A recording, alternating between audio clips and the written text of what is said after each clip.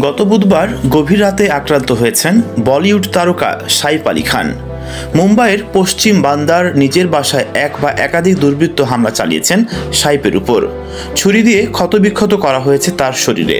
রক্তাক্ত অবস্থায় তাকে মুম্বাইয়ের লীলাবতী হাসপাতালে ভর্তি করা হয়েছে। এখন অস্ত্রোপচার চলছে অভিনেতার। এ ঘটনায় সাইফ আলী খানের জনসংযোগ কর্মকর্তা আগেই বিবৃতি দিয়েছেন। এবার মুখ খুললেন সাইফের স্ত্রী কারিনা কাপুর খান। কারিনা এক বিবৃতিতে জানিয়েছেন, সাইফ হাতে আঘাত পেয়েছেন আর তাই হাসপাতালে ওর চিকিৎসা চলছে। পরিবারের অন্য সদস্যরা ভালো আছে। পুলিশ এরই মধ্যে তদন্তের কাজ শুরু করে দিয়েছে। আমরা মিডিয়া আর ভক্তদের ধৈর্য রাখার জন্য আহ্বান জানাচ্ছি।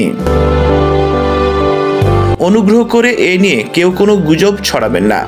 এই ঘটনায় আপনারা সবাই যে উদ্বেগ প্রকাশ করেছেন ও দুশ্চিন্তায় আছেন, এ কারণে আপনাদের ধন্যবাদ।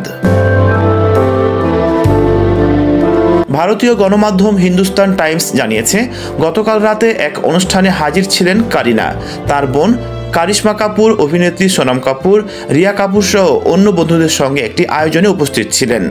তবে ঘটনার সময় তিনি বাড়িতে ছিলেন কিনা নিশ্চিত হওয়া যায়নি।